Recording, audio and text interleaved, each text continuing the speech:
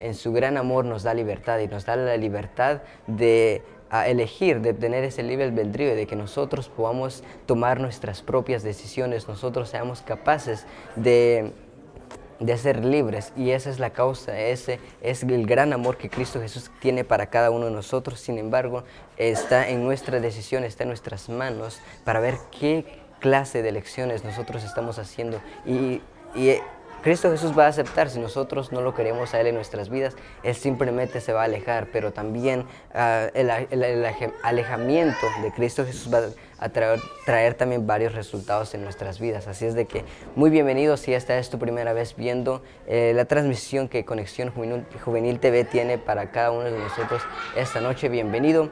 Te invitamos a que te puedas quedar esta noche para poder aprender y para que nosotros podamos ayudarnos en nuestras vidas espirituales. Sabemos de que tenemos muchas pruebas, muchos retos. Satanás siempre nos está poniendo muchos retos en nuestras vidas, nos hace pecar, nos hace caer, pero para eso son estas transmisiones, para que nosotros nos demos cuenta de cuánto hemos caído, pero lo más importante es para que nosotros podamos aceptar a Cristo Jesús como nuestro Salvador, para que nosotros podamos aceptarlo a Él en nuestra vida y poder tener esa gran salvación que nosotros necesitamos. Así es de que de esta manera estamos comenzando ya nuestra transmisión. Esperamos de que se puedan quedar con cada uno de nosotros, como lo hemos mencionado. El día de ayer también estábamos comentando algunas de las personas que estuvieron sintonizando con nosotros, y al final del video nos gustaría de que dejen sus comentarios, alguna pregunta, alguna petición, alguna oración, y nosotros con mucho gusto vamos a estar haciendo eso. Un dato también importante es de que si a ustedes les gustaría adquirir los PowerPoints, la documentación, la presentación que el pastor Carlos Muñoz va a estar dando en esta noche, también nos puede dejar saber y nosotros vamos a hablar con él y para que él les pueda mandar especialmente esos temas para que ustedes también puedan disfrutar y puedan seguir aprendiendo y creciendo espiritualmente. Nos gustaría recordarles de que estamos en una iglesia que fue muy grandemente afectada dada al huracán Harvey que ocurrió aquí en el estado de Texas alrededor de septiembre, agosto del año pasado. Sin lugar a duda, nuestros hermanos adventistas de esta ciudad, la ciudad de Kingwood, han podido regresar, han podido regresar más fuerte, han podido empezar a esparcir el mensaje. Hemos visto cómo la iglesia es pequeña aún, pero poco a poco está creciendo, y hemos visto cómo muchas personas, muchas visitas, muchos amigos de la iglesia están haciendo presencia aquí en ese lugar. Así es de que es una gran fiesta espiritual poder estar con ustedes y poder transmitir estos mensajes para cada uno de los hogares de ustedes, ya sea que nos estés viendo en el teléfono, nos estés escuchando, nos estés sintonizando por medio de Facebook o YouTube. Bienvenido. Esperamos de que puedas quedarte por el resto de la transmisión especial que tenemos en esta noche. Para recordarles a aquellos que viven alrededor del área, nos gustaría compartir la dirección. La dirección es Iglesia Adventista Kingwood 22388 Fort Road, Porter, Texas 77365. Una vez más, 22388 Fort Road, Porter, Texas 77365. Así es de que nos pueden acompañar también y pueden ser parte de esta gran fiesta espiritual que se está llevando a cabo en esta iglesia adventista. Nos gustaría comentarles también de que estos temas son 100% de profecías, así es de que sabemos de que cuando pensamos en profecías nos ponemos a pensar de las bestias de Apocalipsis o aquella profecía, y muchas veces tenemos miedo, pero el propósito de la profecía es para que nosotros nos alistemos, para que nosotros estemos preparados y sepamos en qué tiempo estamos viviendo. Así es de que en estos momentos vemos de que el pastor ya está haciendo su entrada al santuario, así es de que vamos a mandar nuestras señales de cámara hasta el santuario y poder disfrutar del tema de esta noche. ¿Tu vida nunca será qué? Tu vida nunca será igual, y eso es lo que estamos haciendo aquí. Aquí por las próximas 2 semanas vamos a estar estudiando el libro de Apocalipsis y vamos a ver las fascinantes profecías que Dios tiene para nosotros. El libro de Apocalipsis no es para darnos miedo, sino el libro de Apocalipsis es para darnos esperanza en un mundo donde hay tanta incertidumbre y donde hay tanta confusión. Dios revela sus promesas y su cuidado que tiene con nosotros. ¿Cuántos dicen amén? Queremos saludar a todos los que están aquí en esta noche y también queremos saludar a las personas que nos están viendo por medio de Conexión Juvenil TV, ¿verdad? Cuando me metí hoy en Facebook vi que hubo 1000 personas que vieron el tema de anoche, así que aquí estamos nosotros, está en Los Ángeles y también hay miles de personas por todo el mundo viendo este tema, ya que ese canal por Facebook y por YouTube está conectado con muchas partes del mundo. Así que le damos saludos a todas las personas que nos están viendo. Bienvenidos a este seminario. Le quiero recordar los regalos que tenemos a nuestros invitados. Recuerden a nuestros invitados. Los invitados son las personas que no son miembros bautizados de nuestra iglesia. Tenemos regalos para ellos, por eso es importante pasar por la mesa de registración para que tomen tu asistencia. Si usted trajo un invitado o si usted es invitado y vino por su propia cuenta, pase por ahí para que tomen su asistencia, porque vamos a estar dando regalos. Y recuerde que no tenemos cantidades ilimitadas, por ende, vamos a estar dándole a las personas que más asistencia tengan. El primero es el conflicto cósmico, el origen del mal, que fue el tema que tocamos ayer en la mañana. ¿Quién recuerda qué día vamos a entregar ese DVD?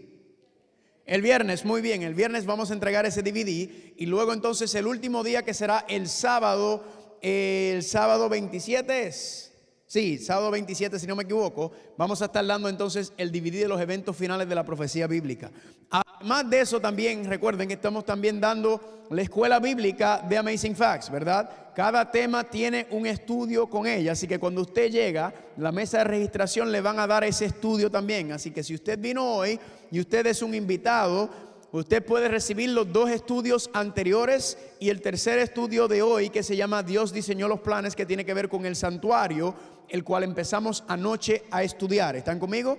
Así que a la salida, si usted es un invitado y no recibió ese estudio, por favor pida uno. Y recuerden que también estamos dando uno por familia. Amén.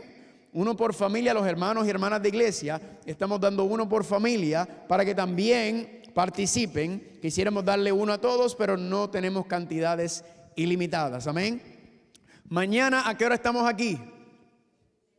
No, a las 7:15, recuerda, a las 7:15 empezamos con el servicio de canto, 7:30 la programación. Yo voy empezando aproximadamente a las 7:45. El tema es Babilonia, la ciudad sin ley. En el libro de Apocalipsis se nos advierte sobre la ciudad de Babilonia, porque de Babilonia se levanta la bestia, la marca de la bestia, la imagen de la bestia y el anticristo. Así que mañana vamos a empezar a estudiar esa ciudad llamada Babilonia, que la profecía nos da la advertencia de donde se va a levantar el sistema de falsa adoración, según nos dice la palabra de Dios. Así que mañana vamos a comenzar con ese estudio sabroso y sumamente increíble. Luego el martes venimos con el tema el Tribunal Supremo en el lugar santísimo. Vamos a estudiar el tema juicio como aparece en la Biblia, como aparece en el santuario, y vamos a ligarlo con una profecía que está ligada con la profecía de hoy. Yo les mencioné a ustedes que vamos a estudiar 3 profecías de tiempo que están directamente relacionadas con los eventos finales.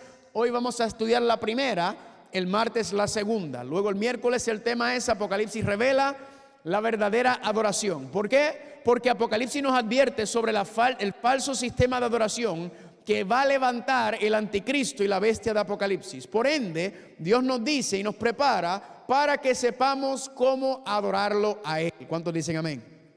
Dios es el santo y Dios es el que determina cómo se le debe adorar. Ese va a ser el tema del miércoles, un tema sumamente sabroso por demás. Luego recuerden que el jueves estamos libres, el jueves es el día libre y regresamos el viernes a las 7:30 con el tema el funeral más deseado y el libro de la vida. Recuerden, ayer en Apocalipsis decía que aquellos que no tengan su nombre escrito en el libro de la vida van a adorar a la bestia de Apocalipsis. Ahora, como nosotros no queremos adorar a la bestia de Apocalipsis, nosotros queremos que nuestros nombres estén escritos en el libro de la vida. El viernes vamos a estudiar ese tema junto con el funeral más deseado, y yo voy a venir vestido como si yo fuera a ir a un funeral. Así que si usted me quiere acompañar, acompáñeme para que sea y vea de lo que estamos hablando. Luego el sábado, recuerden, el sábado estamos no a las 7:30, sino a las 5:30. El tema es Apocalipsis revela el anticristo y el número 666. Hay más información sobre lo que vamos a hacer el sábado, se lo vamos a dar más adelante. Pero el tema de esta noche, familia, es el Armagedón y los 144,000 de Israel. Yo me voy a postrar para pedir la dirección del Señor. Si usted quiere y puede acompañarme, por favor hágalo. Si no, puede inclinar su cabeza en donde se encuentra sentado. Oremos. Padre Santo, Padre de Gloria, te damos gracias nuevamente por el gran privilegio y el gran honor que nos das de estar aquí. Te damos gracias, Padre, porque en estos momentos pudiéramos estar en cualquier parte, haciendo cualquier cosa, pero hemos decidido venir aquí, a tu casa de oración, a estudiar tu palabra. Y eso es solamente gracias a la obra del Espíritu Santo. Padre, en esta noche venimos a estudiar un tema sumamente importante y controversial que existe dentro del cristianismo. Y te pedimos, te imploramos que tu Espíritu Santo nos ayude para que no solamente podamos entender este tema, sino que podamos seguirlo y compartirlo. Gracias por este privilegio y te lo pedimos en el nombre de Jesús. Amén. Vayan conmigo por favor a Apocalipsis capítulo 7. Apocalipsis capítulo 7, les dije ayer que traigan sus Biblias, traigan sus libretas, traigan sus grabadoras, traigan todo lo que quieran porque vamos a estudiar la Biblia intensamente durante estas 2 semanas. También les recuerda que les dije que yo les estoy enviando las notas, los estudios, todo lo relacionado, que es mucha más información. Solamente me tiene que dar el correo a mí o a mi esposa, el correo electrónico. Y aquellas personas que nos están viendo por Conexión Juvenil TV, también si quieren pueden poner en la página de Facebook, pueden poner su correo electrónico y con mucho gusto entonces nosotros les vamos a enviar toda esa información que aparece ahí. Amén. Apocalipsis capítulo 7. ¿Cuántos están ahí? Y dice Apocalipsis capítulo 7. Después de esto vi a 4 ángeles en pie sobre los 4 ángulos de la tierra, que detenían los 4 vientos de la tierra, para que no soplase viento alguno sobre la tierra, ni sobre el mar, ni sobre ningún ¿qué? Ningún árbol. Y vi también a otro ángel que subía ¿de dónde? De donde sale el sol, y tenía el sello del Dios vivo.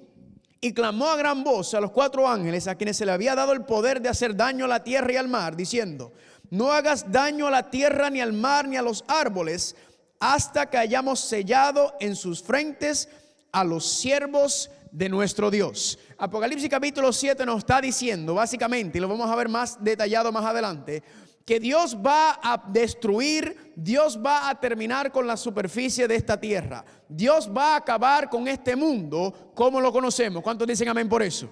Gloria a Dios. Pero antes de acabar con el mundo, dice aquí que Dios dice, antes de soltar a los 4 ángeles, antes de permitir la destrucción sobre la tierra, el mar y los árboles, Dios dice, espérense, no suelten todavía a los ángeles hasta que hayamos ¿qué? Sellado a mi pueblo, a mis siervos en su frente. Y ese sello que Dios va a poner sobre su pueblo, ese sello los va a proteger de esa destrucción de la cual está hablando Apocalipsis capítulo 7 y que está detallada en Apocalipsis capítulo 16 y se conoce como las 7 plagas postreras de Apocalipsis. Tengo un tema durante estas 2 semanas que se llama las 7 plagas postreras, y vamos a ver que las 7 plagas postreras van a deshacer los 6 días de la creación de Génesis. Pero antes de Dios destruir y acabar con este mundo, Dios dice, sella a mi pueblo. Ahora, ese sello los va a proteger y las 7 plagas no los van a tocar. Contrario está al sello de Dios, está la marca de la bestia. Y la marca de la bestia, familia, va a recibir a aquellos que no tengan el sello. En otras palabras, usted y yo, todos los que estemos sobre la tierra, vamos a recibir una de dos. O vamos a recibir el sello de Dios o vamos a recibir la marca de la bestia. ¿Cuántos dicen amén? ¿Cuántos quieren recibir el sello de Dios? Levante la mano. Gloria a Dios. La marca de la bestia no la queremos recibir. Ahora, los que tengan la marca de la bestia no van a poder aguantar la caída de las 7 plagas postreras. Y se lo voy a mostrar para que no digan que estoy hablando disparate aquí. Vayan conmigo un momento a Apocalipsis capítulo 16. Miren cómo dice Apocalipsis capítulo 16. El último tema de este seminario se llama la guerra del Armagedón y las 7 plagas. Es una continuación del tema de hoy. Y estamos solamente tirando una base, un cemento, un fundamento. Miren cómo dice Apocalipsis capítulo 16. Y dice, oí una gran voz que decía desde el templo a los 7 ángeles, id y derramad sobre la tierra, ¿qué cosa? Las 7 copas de la ira de Dios. Versículo 2, y fue el primero y derramó su copa sobre ¿qué?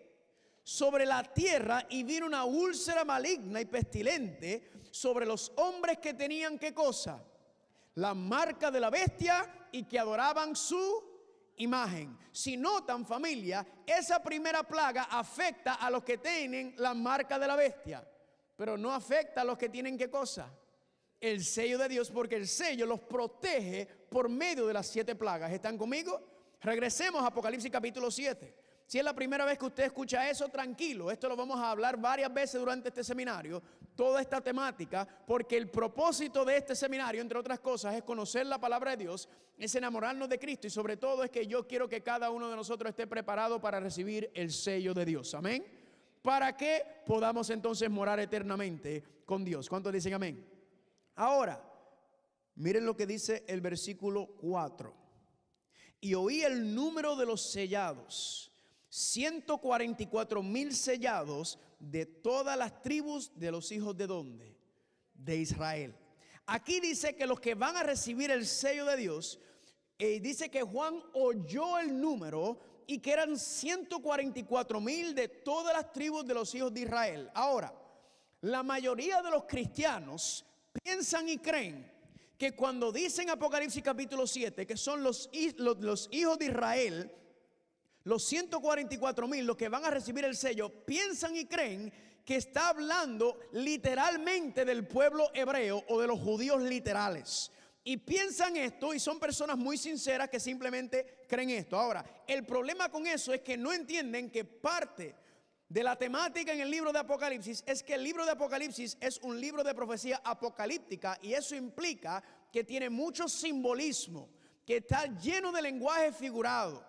Yo les voy a mostrar a ustedes que esos 144,000 que están diciendo ahí que van a recibir el sello de Dios no son del pueblo literal de los hebreos o de los judíos, sino que hay un mensaje figurado, hay algo simbólico dentro que está hablando aquí, y le voy a dar un ejemplo. Aquí dice en el versículo 5: de la tribu de Judá 12,000 sellados, de la tribu de Rubén 12,000 sellados, de la tribu de Gad 12,000 sellados, y sucesivamente menciona las 12 tribus. Miren qué interesante. Usted sabe por qué no pueden ser de las tribus literales. Es porque en el año 722 antes de Cristo, si usted estudia la Biblia, usted se dará cuenta que hubo una separación entre la tribu de Judá y Benjamín con las otras 10 tribus. Y esas 10 tribus se consideraron las tribus del norte, y las tribus de Judá se consideraba el reino del sur. Esa temática aparece en los libros de los reyes, de las crónicas y de todo eso.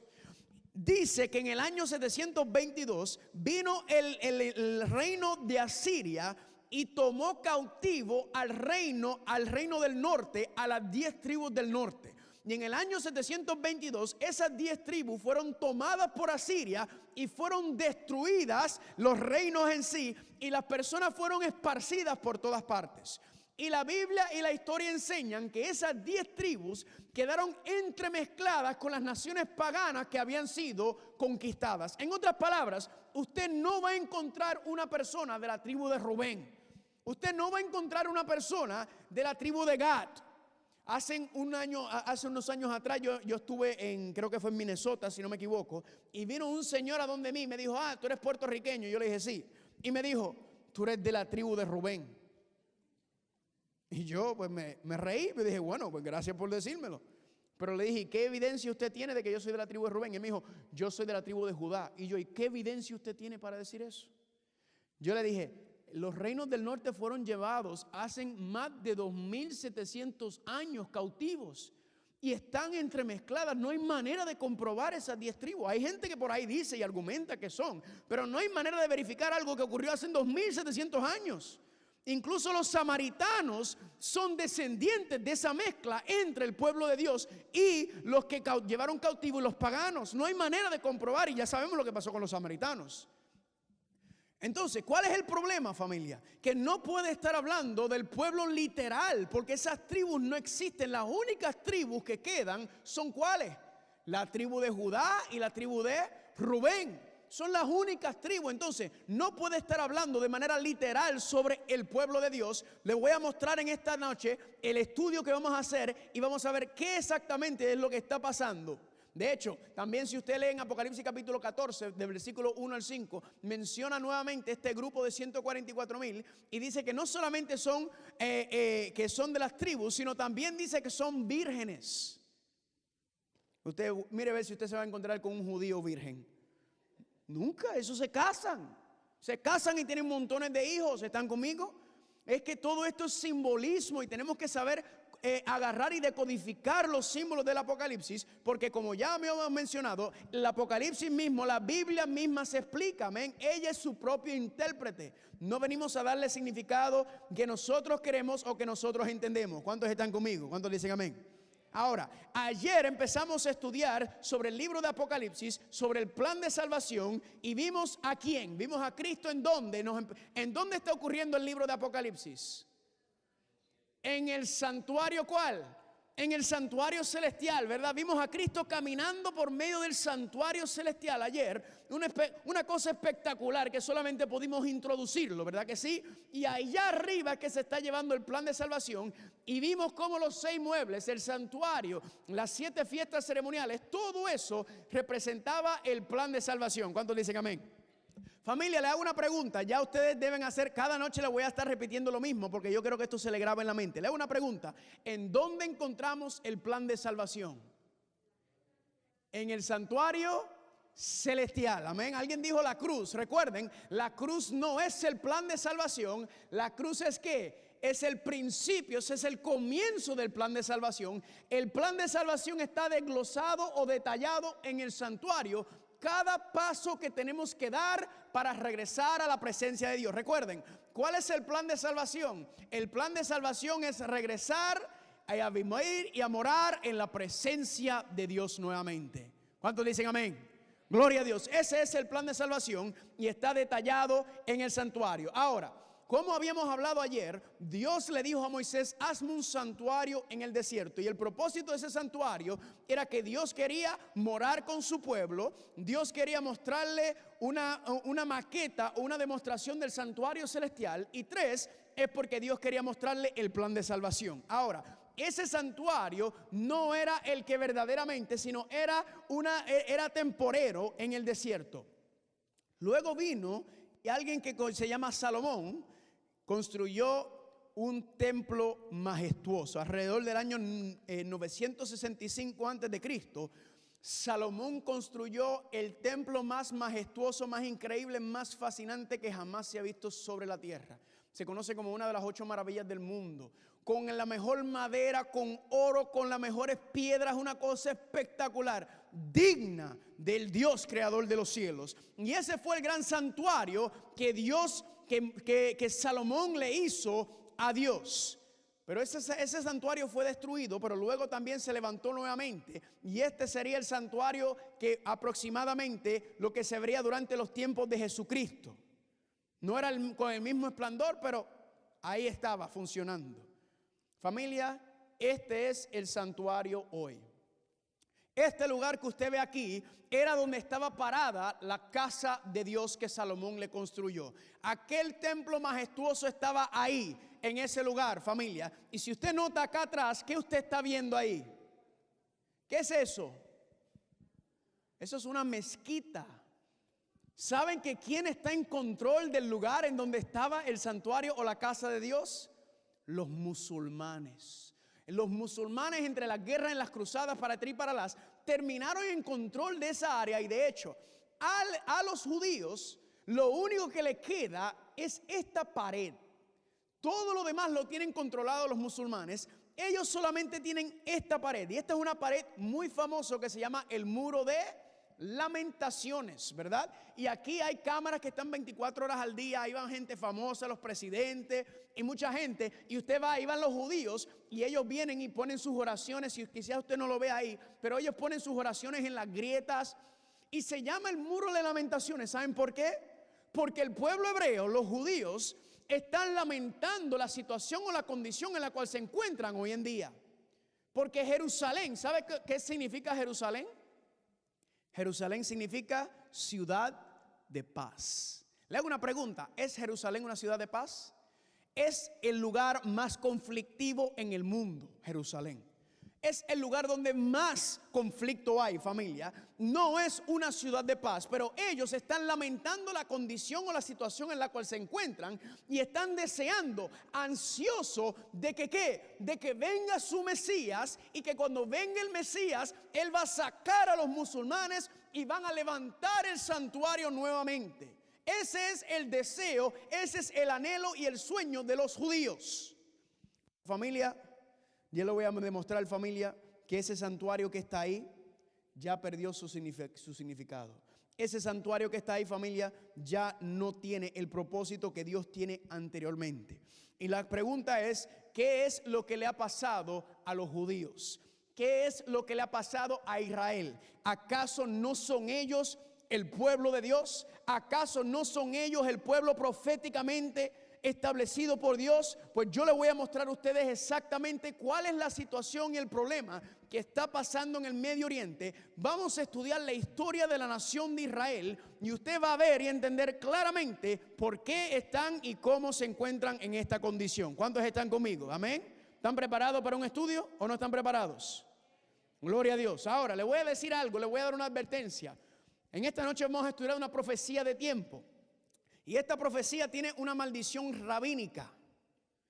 Y usted va a entender por qué hay una maldición rabínica sobre la profecía que vamos a estudiar en esta noche. ¿Alguien tiene miedo? Levante la mano quien tiene miedo. No tengas miedo, no te preocupes, muchachón. En Puerto Rico hay un refrán que dice: si tienes miedo, cómprate un perro. O un chucho, yo no sé cómo ustedes le dicen. En Guatemala dicen chucho, nosotros decimos perro en Puerto Rico. Vamos a estudiar la historia del pueblo de Israel, familia, y vamos a entender claramente por qué las cosas están como están. Ahora, cuando empezamos a estudiar la historia del pueblo de Dios, tenemos que empezar con los primeros dos miembros de la iglesia o del pueblo de Dios, que eran ¿quiénes? Adán y Eva, ¿verdad? Ayer vimos a Adán y Eva. Adán y Eva se le dio todo perfecto, todo era bueno en gran manera, pero lamentablemente ellos tomaron la decisión. Eva fue engañada, Adán tomó la decisión de entregar este mundo al enemigo, de votar a favor del enemigo. Y ahí fue que comenzó, y hablamos anoche sobre el plan de salvación y cómo por medio de ese cordero, ¿verdad? Adán y Eva se supone que murieran en ese mismo día. ¿Recuerdan? Decía Génesis 2, 15 al 17. Se supone que murieran en ese mismo día, pero ¿qué le dijo Dios? Dios le dijo, ¿qué? Ustedes se supone que mueran, pero ¿qué? Ese cordero va a morir en su lugar, esos corderos, amén. Y le estaba diciendo ¿qué? Que en el futuro iba a venir el verdadero cordero, que es quien iba a pagar por la muerte del pecado y quien iba a darle una segunda oportunidad a la humanidad para morar en la presencia de Dios nuevamente. 2 o 3 amén, está bien, no se preocupen, yo me lo gozo por ustedes, amén.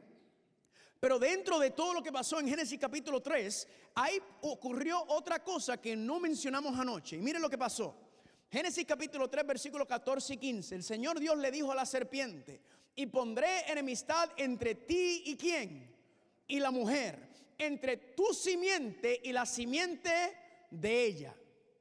Tú le herirás en el talón o en el calcañal, pero él te aplastará la cabeza. En otras palabras, cuando el diablo logró que Adán y Eva desobedecieran a Dios, el diablo pensó: aquí me lo gané. Y Dios le dijo al diablo: mira, tú te crees que tú has logrado en este día derrotarme y derrotar a mis hijos, pero yo te voy a hacer una promesa. La primera profecía en la Biblia, Dios le dice al diablo: mira, de esa mujer va a salir una simiente, y la simiente que salga de esa mujer, la simiente de ella, va a batallar con la simiente tuya. En esa batalla entre la simiente de la mujer y la simiente tuya, tu simiente le va a dar una herida mortal a la simiente de ella, pero eventualmente la simiente de ella te va a aplastar la cabeza, en otras palabras te va a destruir. Amén. Así que ¿qué dice el diablo? El diablo, ahora el diablo dice: yo tengo que entonces acabar con la simiente que salga de esa mujer, porque esa simiente es la que me va a dar el fin o el golpe mortal a mí, y yo no puedo permitir que esto ocurra. Ahora, vemos esta guerra comenzada en el jardín del Edén, claro, y desarrollada por toda la Biblia hasta Apocalipsis. Esta guerra entre las simientes. Ahora, ¿cuál fue la primera batalla entre las simientes de la mujer y del diablo? ¿Cuál fue la primera batalla? Caín y Abel. Noten 2 que salieron de la mujer. Ahora, la Biblia dice en 1 de Juan que Caín era de la simiente del diablo, porque él seguía y desobedecía a Dios. Perdón. Abel, dice la Biblia, que era justo. Entonces, ¿qué hace el diablo? El diablo ve a estos dos muchachos y dice, espérate un momento, Caín es mío, esa es la simiente mía, pero Abel, ese no es simiente mía porque ese obedece a Dios. Yo no puedo permitir que ese muchacho entonces siga así. En Apocalipsis ocurre lo mismo. En Apocalipsis tenemos dos mujeres, dos hermanas que también están guerreando. También, esta es la última etapa de la guerra de la simiente. Le voy a mostrar que esta es la guerra del Armagedón. Y estas dos mujeres, hay también una guerra, una haciéndole la guerra a la otra. ¿Y qué fue lo que ocurrió en la primera batalla de las simientes? ¿Qué hizo Caín? ¿Mató a quién? Mató a Abel. Dos hermanos, uno adoró a Dios como Dios se lo pidió, el otro quiso adorar a Dios como a él se le antojó, como a él le gustó, como él quería. Familia, Dios es el santo y nosotros adoramos a Dios como Él establece, porque Él es el que declara y determina lo bueno y lo malo. ¿Están conmigo? Y esto mismo estamos viendo en el tiempo del fin, familia. Entonces el diablo viene y mata a Abel por medio de Caín y él dice, ya problema resuelto. Pero luego sale otro muchacho de la mujer y ese se llama Seth, Génesis capítulo 5. Y el diablo mira y dice, ya yo veo la estrategia que está usando Dios aquí. Dios está diciendo que por medio del linaje de esa mujer va a venir la simiente. Así que el diablo dice, mire, yo lo que voy a hacer es que yo voy a corromper el linaje de la mujer. Porque si yo corrompo el linaje de la mujer, entonces esa simiente no puede llegar y él va a estar corrompido y por tanto, si está corrompido, no me puede vencer. Así que el diablo entonces cambia de estrategia y empieza a tratar de corromper la simiente. De hecho, si usted quiere leer, resumir las escrituras hebreas, lo que le llaman el Viejo Testamento, es básicamente el diablo tratando de corromper o destruir la simiente de la mujer. Todo eso es lo que el libro, todas las escrituras hebreas son. Es el intento del diablo de acabar con el pueblo de Dios. ¿Por qué? Porque ¿quién iba a venir por medio del pueblo de Dios? La simiente. ¿Están conmigo? Familia, por eso fue que Dios envió un diluvio. ¿Por qué envió Dios un diluvio? Porque dice Génesis que solamente quedaba un solo hombre justo en la tierra, que era ¿quién? Noé. Entonces ya toda la simiente estaba casi corrompida menos Noé. ¿Y qué hace Dios? Dios dice, si yo no protejo al linaje de la mujer, se me va a corromper el plan de salvación. Entonces Dios envía un diluvio y por medio del arca Dios protege al linaje por medio de Noé. ¿Están conmigo?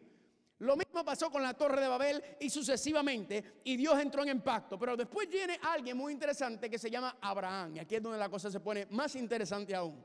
Dios le dice a Abraham en Génesis capítulo 22, versículo 17 al 18, de cierto te bendeciré y multiplicaré tu ¿qué?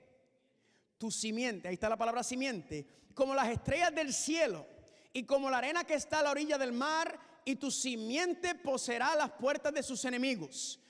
¿En tu qué? En tu simiente serán benditas, ¿cuántas? Todas las naciones de la tierra. ¿Cuántos dicen amén? Esa simiente no solamente iba a destruir y a derrotar al diablo, sino que esa simiente iba a bendecir a toda la tierra. ¿Cuántos dicen amén? Por cuanto que obedeciste a mi voz. Noten algo, familia. Dios le dice y le da una promesa a Abraham y le dice, yo te voy a dar dos cosas. Te voy a dar descendencia y te voy a dar tierra por medio de esa simiente. Pero es una promesa condicional. No es incondicional. ¿Y es condicional a qué? A la obediencia. Esto es muy importante entenderlo. Dios dice, yo entro en un pacto contigo, pero la condición del pacto es que la obediencia. Si tú obedeces, yo voy a cumplir mis promesas en este pacto. ¿Están conmigo? Esta base a la obediencia, familia. Ese mismo pacto Dios lo hizo no solamente con Abraham, lo hizo también con Isaac, lo hizo con Jacob y lo hizo también con los descendientes de la mujer. Ahora, luego la historia que pasó. Recuerden que José fue llevado a Egipto, ¿verdad? Luego entonces Jacob fueron todos llevados a Egipto porque el plan de Dios fue proteger a la simiente nuevamente y los llevó a Egipto porque había una hambruna en Jerusalén, en Canaán. Y Dios luego entonces lleva a sus hijos hacia la tierra de Egipto para protegerlos. Pero ¿qué pasó en Egipto, familia? ¿Qué pasó en Egipto? Vayan conmigo a Éxodo capítulo 2, por favor. Éxodo capítulo 2, vayan conmigo, por favor. Éxodo capítulo 2. Si logramos entender esto, familia, esto es una cosa sabrosa. Porque recuerden, estamos viendo el pueblo de Dios desde el comienzo hasta el Apocalipsis. Y empezamos con Adán y Eva y ya vamos por las 12 tribus, ¿verdad? Luego de Isaac vino Jacob y Jacob entonces tuvo 12 hijos y esos son las 12 tribus. Y esas 12 tribus terminaron en Egipto, pero noten algo. Empezaron bien, pero terminaron muy mal. Dice en Éxodo capítulo 2, versículo 23. ¿Cuántos están ahí? Dice ahí: aconteció que después de muchos días murió el rey de Egipto y los hijos de Israel gemían a causa de ¿qué? De la servidumbre o de la esclavitud. Familia, el pueblo de Dios, las 12 tribus estaban muy bien recibidas en Egipto porque José era el gobernador y estaban excelentes. Pero el rey o el faraón murió. Y eventualmente los próximos reyes o faraones no veían a los hebreos con la misma luz porque eran demasiados. ¿Y qué hicieron? ¿Los hicieron qué? Esclavos. Le hago una pregunta. ¿Usted cree que el pueblo de Dios terminó esclavo por estar obedeciendo a Dios? No. ¿Qué fue lo que le pasó? Se acomodaron mucho al estilo de vida en Egipto. Les empezó a gustar los banquetes de Egipto, las modas de Egipto, los entretenimientos de Egipto, las películas de Egipto, y se olvidaron de su Dios y por eso terminaron como esclavos. Sigue diciendo: y clamaron y subió a Dios el clamor de ellos con motivo de su servidumbre. Versículo 24: y oyó Dios el gemido de ellos. ¿Oyó o no oyó Dios? Y se acordó de su pacto ¿con quién? Con Abraham, Isaac y Jacob. Y miró Dios a los hijos de Israel y los ¿qué? Y los reconoció. Cuando el pueblo ya llevaba cientos y cientos de años de esclavos, no les quedó más remedio que clamar al Dios de Abraham, de Isaac y de Jacob, del Dios de sus padres. Y cuando clamaron a ese Dios, por fin lo buscaron. ¿Qué hizo Dios? ¿Se acordó o no se acordó del pacto?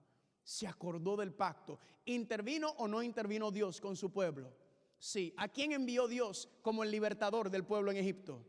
A Moisés. Amén. Y Moisés entonces viene y saca al pueblo de una manifestación de poder que nunca se ha visto hasta que se vuelve a ver en el libro de Apocalipsis hasta el final. Una manifestación de poder increíble que Dios libera al pueblo de Egipto y los saca y los pasa por el Mar Rojo y luego terminan en el desierto. Y cuando llegan al desierto, Dios le dice algo muy interesante. Ya no son 75 personas, sino ahora son 2,5 millones de personas. El pueblo ha crecido, ampliado, y ahora Dios viene y le habla a ese pueblo y miren lo que le dice. Éxodo capítulo 19 versículo 4 al 8. Vosotros viste, esto es Dios hablándole al pueblo, vosotros viste lo que hice a los egipcios y cómo os tomé sobre alas de águila y os he traído a mí. Ahora pues, ¿qué dice ahí? Si obedecieres mi voz y guardares mi pacto, entonces vosotros seréis mi especial tesoro sobre todos los pueblos y vosotros me seréis un reino de sacerdotes y una nación. ¿Qué le dijo Dios? Dios básicamente, familia, le dijo: mira, yo soy el Dios de Abraham, de Isaac y de Jacob, y lo que yo hice con ellos, yo quiero hacerlo con ustedes. Yo quiero entrar en un pacto con ustedes. Pero familia, noten esto, que el pacto está condicional o incondicional. Condicional ¿a qué? A la obediencia. Dios le dijo: yo entro en un pacto con ustedes y yo me comprometo a ser el Dios de ustedes y a cumplir las promesas que hice con Abraham si me obedecen. ¿Están conmigo? Si cumplen mi pacto y me obedecen. En otras palabras, Dios le propuso matrimonio al pueblo hebreo. Dios le dijo: yo quiero ser el esposo de ustedes y yo quiero que ustedes sean mi esposa. Ahora, cuando se entra en un pacto matrimonial, hay unos votos que tomar, ¿verdad que sí? ¿Cuál usted cree que fueron los votos matrimoniales que Dios tomó con el pueblo de Israel cuando les prometió matrimonio? Los 10 mandamientos. Él le dijo, si ustedes quieren que yo sea su Dios y ustedes van a ser mi esposa, usted no se comporta como cualquiera porque ustedes me representan a mí. Ustedes no van a hablar como los demás, no van a vestir como los demás, no van a comer como los demás. Ustedes son mi pueblo especial. Y si ustedes obedecen mi voz y obedecen mi pacto, entonces yo los voy a hacer de ustedes un pueblo especial, un tesoro sobre todos los reinos de la tierra. ¿Cuántos dicen amén?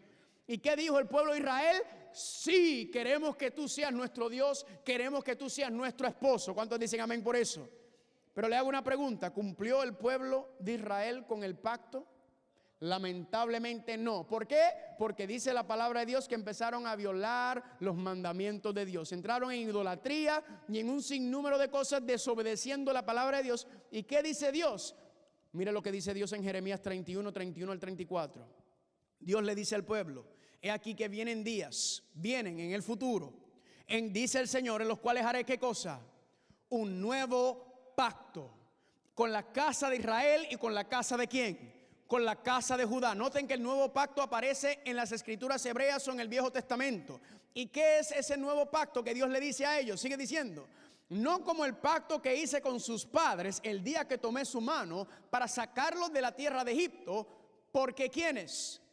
Ellos invalidaron mi pacto, bien que yo fui un marido para ellos. ¿Cuántos dicen amén? Aquí está confirmado. Dios dije, mira, yo me comprometí con ustedes, pero ustedes violaron mi pacto. Ustedes no cumplieron con la parte de ustedes. ¿Y cuál era la parte que le tocaba a ellos? ¿La qué? La obediencia. Y Dios dijo, como ustedes han invalidado mi pacto por su obediencia, yo voy a hacer un pacto nuevo. ¿Cuántos dicen amén? Y Dios dice entonces, yo voy a hacer un pacto nuevo. Y lamentablemente, familia, la Biblia dice que el pueblo de Dios siguió igualito. Siguieron en apostasía, siguieron en rebeldía. ¿Y saben qué? La misericordia de Dios tiene límite. No olvide eso. La Biblia enseña que la misericordia de Dios es infinito con aquellos que le aman, le honran y le obedecen. Pero la misericordia de Dios tiene límite con los desobedientes, los rebeldes y los arrogantes. Dios está diciendo, ya mi paciencia con el pueblo de Israel y con los judíos está llegando a su colmo. Y dentro del tiempo de Jeremías, Dios le dijo algo muy interesante. Capítulo 25, 11. Dios le dijo por la desobediencia, toda esta tierra, hablando de Jerusalén, que es la tierra prometida, será puesta en desolación y en espanto. Y servirán estas naciones al rey de Babilonia, ¿cuánto tiempo? 70 años. Dios le dijo al pueblo, yo los voy a llevar cautivos de castigos a Babilonia por 70 años. 70 años van a quedar cautivos, van a ser castigados en Babilonia. Ahora, ¿por qué? Yo le hago una pregunta. Cuando usted castiga a su hijo o a su hija, ¿es con la intención de demostrarle a sus hijos cuán poderoso y cuán fuerte es usted? No. ¿Cuál es la razón de usted castigar a su hijo o a su hija? Para que ellos primero se den cuenta del error que cometieron, para que se arrepienten y para que no quieran volver a desobedecer, ¿están conmigo? O cometer esa atrocidad que cometieron. Dios le dijo al pueblo, yo los voy a dejar 70 años en Babilonia como castigo. Pero ¿qué va a pasar al final de los 70 años? Cuando en Babilonia se cumplan los 70 años, yo os visitaré y despertaré sobre vosotros mi buena palabra para hacerlo volver a este lugar, Jerusalén. Amén. Dios le dijo, les voy a dejar castigados 70 años en Babilonia, pero al final de los 70 años yo voy a regresar con el deseo y las ansias de que ustedes tengan la misma actitud que tuvieron en Egipto después de los 100 años de esclavitud. Y los voy a regresar a Jerusalén. ¿Y los voy a regresar a Jerusalén para hacer qué? Para levantar el santuario y para prepararnos para la llegada ¿de quién? De la simiente. Porque todo esto está con el propósito de que venga la simiente. ¿Por qué la simiente? Porque la simiente es quien va a derrotar al diablo. La simiente es quien va a darle una segunda oportunidad a la raza humana. La simiente es la que va a dar su vida y va a pagar la muerte que nos corresponde a cada uno de nosotros. Amén. Todo esto está mirando y todo el propósito es la llegada del simiente. Y Dios, por medio del pueblo de Israel, quería prepararlos para que cuando la simiente llegara, entonces se fuera a llevar el mensaje de salvación, el evangelio eterno, a todo el mundo por medio de la simiente. ¿Están conmigo? ¿Cuánto tiempo fue que estuvieron esclavizados en Babilonia? 70 años. Ahora la pregunta es, ¿qué fue lo que pasó al final de los 70 años? Daniel capítulo 9. Vayan conmigo por favor. El libro de Daniel capítulo 9 está ubicado al final casi de los 70 años. Si usted abre su Biblia a mitad, se encuentra con los Salmos y empieza a contar aproximadamente 8 libros después de los Salmos a mano derecha, y usted se va a encontrar con el libro de Daniel. Abra su Biblia a mitad, el libro de los Salmos, y luego va a estar el libro de Proverbios, Eclesiastés, Cantar de Cantares, Isaías, Jeremías, Lamentaciones, Ezequiel, y se va a encontrar con el libro de Daniel. Si llegaste a Oseas y Joel y Malaquías y todo eso, te pasaste, dale un poquito para atrás. Vayan conmigo a Daniel capítulo 9, porque en Daniel capítulo 9 nos va a hablar de lo que aconteció al final de los 70 años de castigo que Dios le dio al pueblo en Babilonia. Vino Nabucodonosor y destruyó Jerusalén, lo sitió, lo destruyó y se llevó a los hebreos cautivos a Babilonia por 70 años. Y dice en el capítulo 9, ¿cuántos están ahí? ¿Cuántos dicen amén? Esos 70 años Dios se los dio a ellos en el año 538. ¿En qué año? Ahora yo quiero que por favor, yo les mencioné a ustedes ayer que trajeran sus calculadoras. Saquen sus calculadoras por favor. Yo sé que no tienen calculadora, lo más seguro tienen un teléfono inteligente de esos, ¿verdad? Y busquen la calculadora. Usted no tiene un teléfono inteligente, usted tiene una computadora que hace llamadas, ¿ok? No es un teléfono, es una computadora lo que tenemos. Y esa computadora hace llamadas. Daniel capítulo 9, vayan conmigo por favor. Y van a poner el año 538. Perdón, el año 606. El año 606 fue el año que Dios le dijo van a estar 70 años. Pongan por favor 606. ¿Están ahí? Ahora réstale a 606 70 años. ¿Qué año te da?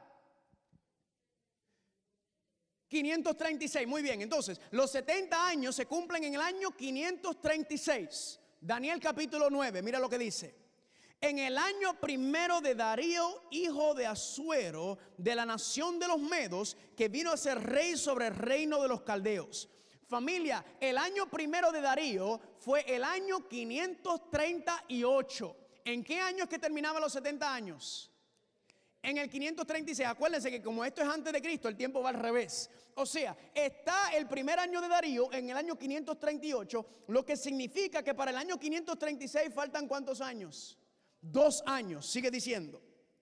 En el año primero de su reinado, yo Daniel miré atentamente los libros, el número de los años que habló el Señor al profeta Jeremías, que había de cumplirse las desolaciones de Jerusalén ¿en cuánto tiempo? 70 años. En otras palabras, Daniel estaba estudiando la misma profecía que usted y yo. Daniel mira y dice, bueno, esto se dio en el año 606, 70 años. Daniel empieza a hacer los cálculos y dice, espérate un momento.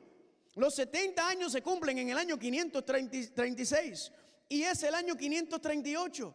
Faltan 2 años para cumplirse los 70 años para regresar a Jerusalén y levantar el santuario. Pero ¿cuál es el problema que tienen ahora? Que ahora el pueblo de Dios se encuentra en Babilonia. Y usted pensaría que después de 70 años ellos se hubieran enderezado un poco. Pero ¿saben qué? Estaban peor de lo que entraron. Porque ahora se enamoraron de los banquetes de Babilonia. Se enamoraron de las modas de Babilonia. Se enamoraron de las diversiones de Babilonia. Se enamoraron del Hollywood de Babilonia. Se enamoraron de todo, los entretenimientos y las diversiones y la música de Babilonia. Estaban peor que cuando entraron. Y Daniel está que no lo puede creer. Versículo 3. ¿Qué hace Daniel? Volví mi rostro a Dios el Señor, buscándole en oración y en ruego, en ayuno, cilicio y ceniza. Y oré al Señor mi Dios e hice confesión diciendo, ahora Señor Dios, digno, grande, digno de ser temido, que guardas el pacto y la misericordia con los que ¿qué? ¿Con quién Dios guarda su pacto y su misericordia? ¿Con los que qué? Con los que lo aman y los que ¿qué? Guardan sus mandamientos. Hemos pecado, hemos hecho iniquidad, hemos cometido iniquidad, hemos hecho impíamente y hemos sido rebeldes y nos hemos apartado de tus mandamientos y de tus ordenanzas. Familia, Le dejo el resto del capítulo como tarea. Daniel capítulo 9 es una oración preciosa. Daniel básicamente derrama su alma, derrama su corazón, derrama su ser ante Dios y dice: Señor, perdónanos, porque después de todo lo que hemos desobedecido, llevamos 70 años en Babilonia, estamos peor todavía, y tú anhelas que regresemos a Jerusalén, levantemos el santuario y nos preparemos para la llegada del Mesías. Pero estamos peor que cuando llegamos. Señor, perdónanos. Pregunta: ¿escucha, Señor, la oración de su hijo justo o de su hija justa? Sí. ¿Escuchó Dios la oración de Daniel? Sí. Daniel capítulo 9 versículo 20. Mira lo que dice: aún estaba hablando y orando y confesando mi pecado y el pecado de mi pueblo Israel, y derramando mi ruego delante del Señor mi Dios por el monte santo de mi Dios. Aún estaba hablando en oración cuando el varón, ¿quién?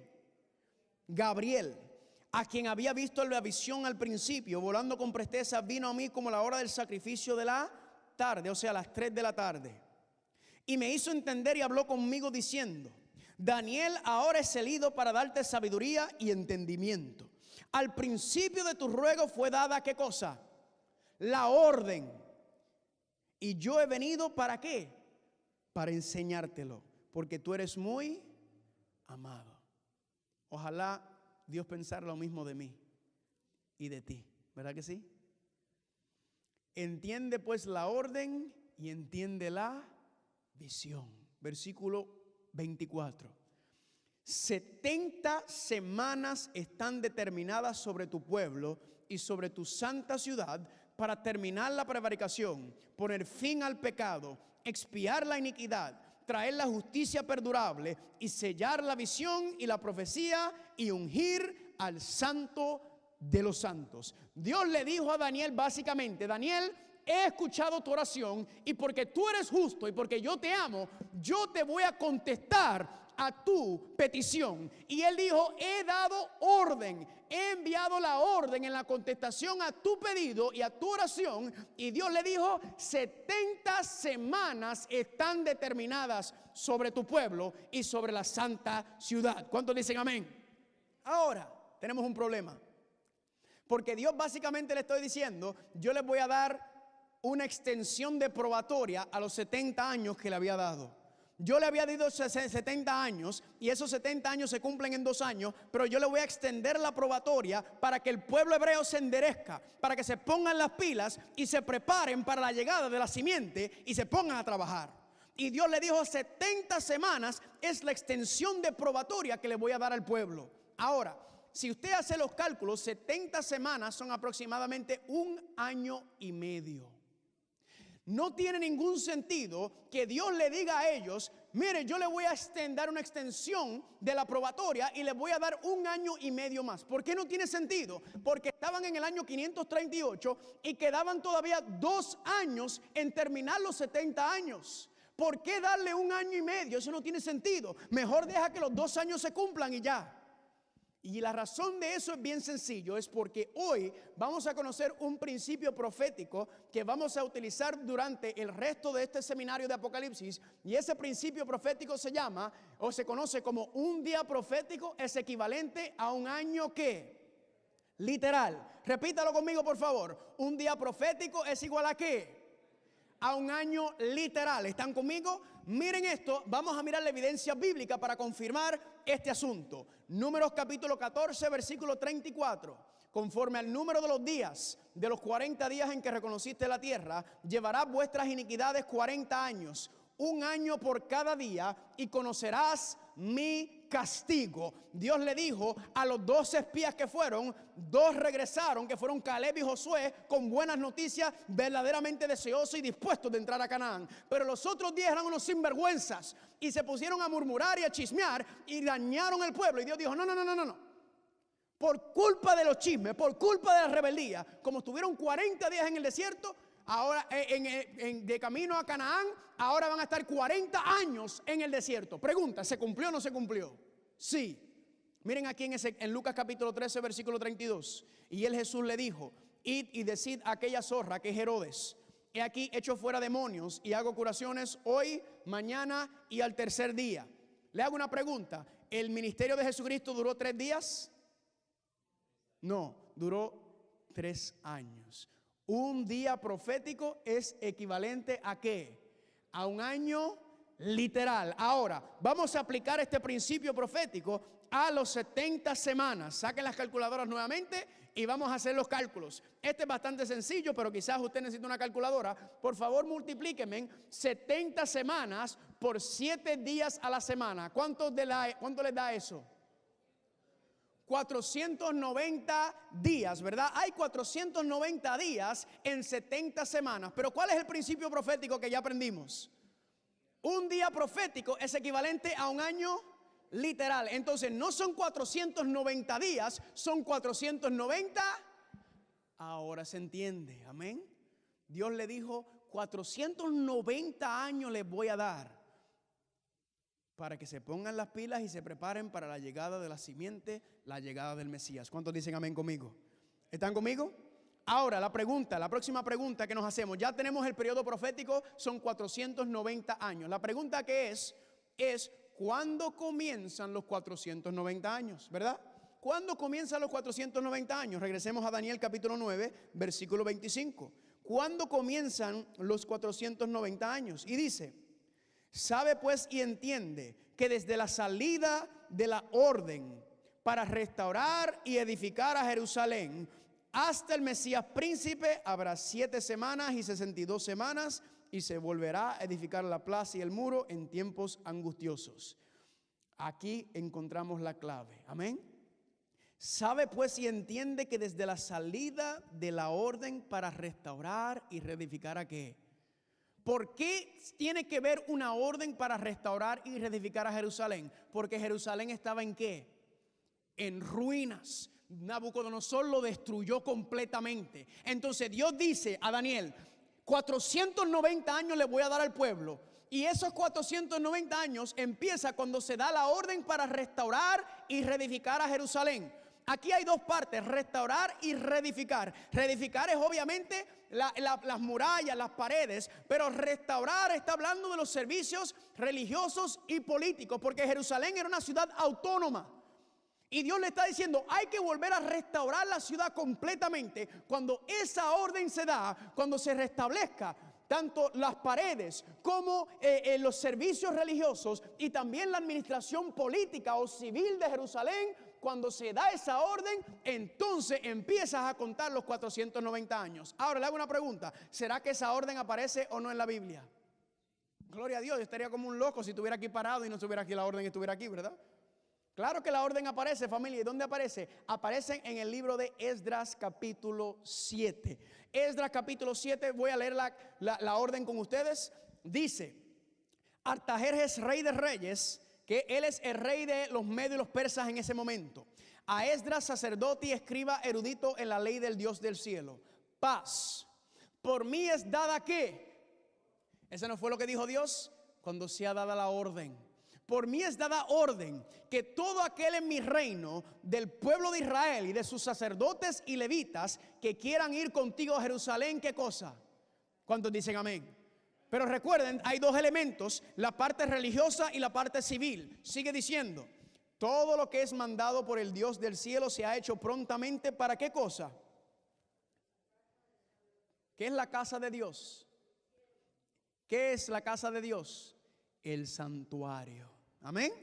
Y tú, Esdras, conforme a la sabiduría que tienes de tu pueblo, de tu Dios, pon a jueces, gobernadores que gobiernen a todo el pueblo que está al otro lado del río. Le dejo el capítulo 7 para que lo tengan de tarea, pero ahí se especifica. Él le dijo, mira, lleva todo lo que necesitas para restaurar el santuario, para que se hagan los servicios, y también lleva jueces y gobernadores para restaurar los elementos civiles o administrativos de Jerusalén. ¿Cuántos dicen amén?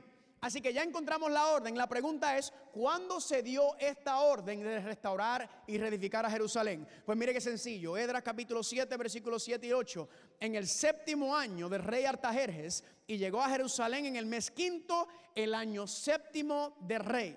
La historia enseña que el 7º año de reinado de Artajerjes fue el otoño del año 457 antes de Cristo.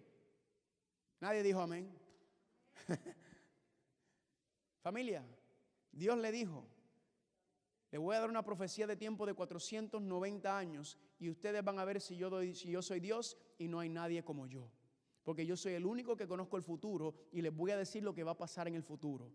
490 años comienzan ¿en qué año? En el año 457 antes de Cristo, cuando se da esa orden. En mis notas va a estar la evidencia histórica sobre esta fecha, por si alguna persona tenga alguna duda. ¿Están conmigo? ¿Cuántos dicen amén?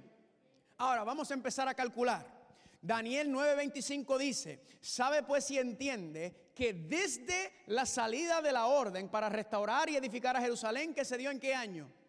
En el 457, ¿hasta quién?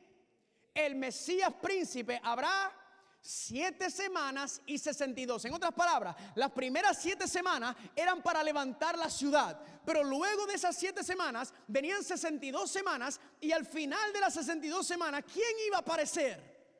Familia, entiende una cosa, por favor. Esta profecía se está dando 500 años antes y Dios está diciendo: le voy a dar el año exacto en el cual Cristo va a aparecer. El año exacto en el cual el nacimiento va a venir. Gloria a Dios. 500 años antes. Ahora, 7 semanas y 62 semanas. Pues 7 más 62, ¿cuánto nos da eso? Saquen las calculadoras nuevamente y vamos a calcular ahora. 69 semanas por 7 días a la semana. ¿Cuánto me da eso? Alguien que me haga el cálculo. 69%, ¿cuánto da? 483 días. Pero ya nosotros conocemos el principio profético que dice que un día profético es equivalente a un año literal. Así que no son 483 días, son 483 años. ¿Están conmigo? Escúchame bien, porque yo quiero que usted entienda esto si sale de aquí. No es que lo entienda completamente, porque esto es mucho, por eso yo le envío las notas y la información para que usted lo estudie a su paso. Pero quiero que entiendan algo. Dios dijo, cuando se dé la orden en el año 457, esto está ocurriendo alrededor del año 530. Cuando se dé esa orden, a los 483 años va a aparecer el Mesías. Amén. ¿Y qué pasó? ¿Qué fue lo que sucedió, familia? Pues vamos a hacer la suma. Sumar desde el otoño del año 457 y vamos a sumarle las 69 semanas o los 483 años. Y cuando usted lo hace, lo tiene que hacer al revés porque el número es más grande. Cuando usted le resta de 483 al año 457, que es el año, ¿qué año cae eso? En el año 26. Pero recuerda que tienes que ir hasta el otoño, porque el primer año no se cuenta, porque el primer año que tú naciste, tú no tenías un año. Tú no tenías un año hasta el final. ¿Están conmigo? Así que desde el 26 le tienes que sumar entonces hasta el otoño del otro año, porque se tienen que mover las fechas, y eso nos lleva ¿hasta qué año? El 27. El otoño del año 27 se cumplen los 483 años. Ahora la pregunta es, ¿qué ocurrió en el otoño del año 27, al final, en la misma fecha de los 483 años? Dice Lucas capítulo 3, y el año 15 del imperio de Tiberio César, que fue el emperador de Roma. La historia enseña que el año 15 de Tiberio fue el año 27, el mismo año de los 483 años. ¿Y qué fue lo que ocurrió en el capítulo 3 de Lucas en el año 27? Dice el versículo 21 y 22, y aconteció que cuando todo el pueblo se bautizaba, también ¿quién? Jesús fue bautizado, y orando el cielo se abrió y descendió el Espíritu Santo sobre él en forma corporal como paloma, y vino una voz del cielo que decía: tú eres mi hijo amado, en ti tengo complacencia. Familia, en el año 27, ¿qué evento ocurrió? Jesucristo fue bautizado. Y dice que el Padre dijo desde el cielo: este es ¿quién? Ese es mi hijo amado, en quien tengo complacencia. Ahora, la palabra complacencia aparece también como contento o happy, ¿verdad? Y en griego la palabra es eudokeo. Y sí, la palabra eudoqueo significa contento, complacido o gozoso, pero también tiene otro significado más profundo. ¿Qué significa eudoqueo? Eudoqueo significa formalmente y oficialmente ratificado, autorizado, sello de aprobación. Cuando Cristo salió de las aguas bautismales, ¿qué es lo que estaba diciendo el Padre?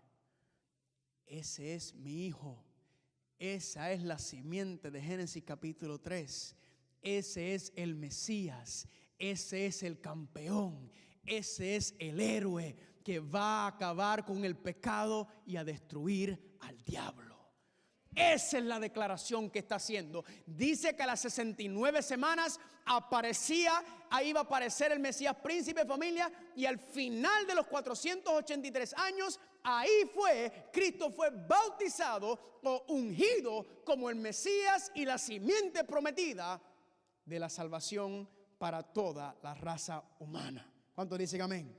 Gloria a Dios. ¿Y cuándo ocurrió esto, familia? Efectivamente, esto ocurrió en el otoño del año 27. Jesucristo fue. Ahora, alguna gente me dice, pero ven acá, Jesucristo no tenía 30 años cuando fue cuando empezó su ministerio. ¿Por qué dice el año 27? Es muy sencillo. Cuando crearon el calendario hubo un error de cálculos y muchas personas piensan que Jesucristo nació en el primer año, en el año 1 Anno Domini. Pero cuando hicieron los cálculos y se dieron cuenta, estaban muy equivocados. Verdaderamente Jesucristo nació aproximadamente entre el año 4 y 5 antes de Cristo.